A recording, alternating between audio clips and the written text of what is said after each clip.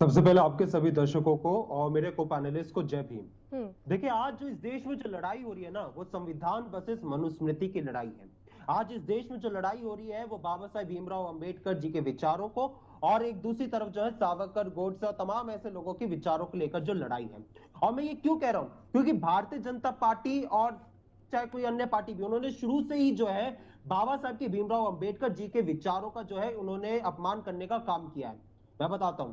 सबसे पहले उन्होंने बाबा साहेब भीमराव अंबेडकर जी ने जो संविधान दिया उसकी प्रतियां जलाई। उन्होंने बाबा साहेब भीमराव अंबेडकर जी के पुतले फूकने का काम किया, उनको चुनाव में भी हराया। उसके बाद जब हमारे नेता प्रतिपक्ष जो राजस्थान से है, जब वो मंदिर जाते हैं क्योंकि वो दलित है, तो उसके बाद उनके नेताओं ने मंदिर में जाके मंदिर को साफ किया। ये उनके विचार है। और उसके बाद इनके जो सबसे बड़े नेता है अमित शाह जी, उनके संसद में जो राज्यसभा में जो बयान था कि अंबेडकर जी आज एक पैशन है, ये देश भूला नहीं है कि किस प्रकार से उन्होंने शुरू से बाबा साहेब अंबेडकर जी का अपमान किया है।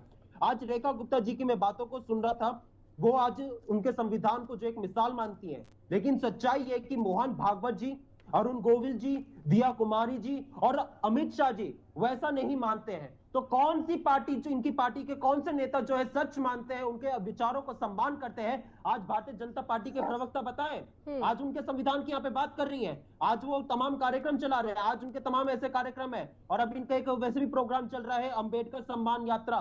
तो ये सिर्फ और सिर्फ इवेंट बाजी। ये तो अडवाणी जी ने भी कहा था ना कि भारतीय जनता पार्टी सिर्फ और सिर्फ इवेंट बाजी की पार्टी बन चुकी है।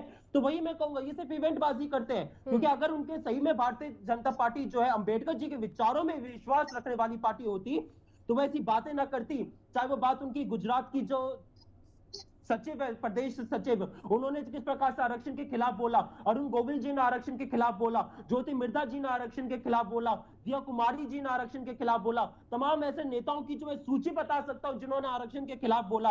और आम आदमी पार्टी यहाँ पे बैठ के जो है बाबा साहेब के अंबेडकर जी की बात करती है। आप किस मुंह से यहाँ पे बैठ के बात कर रहे हैं? सच्चाई ये है कि 2013 के आपकी नेता आतिशी जी के ट्वीट आप देख लीजिए, उन्होंने आरक्षण का विरोध किया था।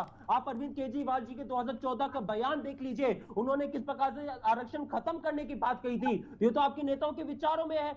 आप यहाँ पे तो सिर्फ शुरुआत से सिर्फ और सिर्फ उनकी तस्वीरें लगाने में विश्वास रखते हैं, लेकिन उनके जो मूल विचार है, उनके दोनों, आम आदमी पार्टी और भारतीय जनता पार्टी दोनों उसके खिलाफ रही है।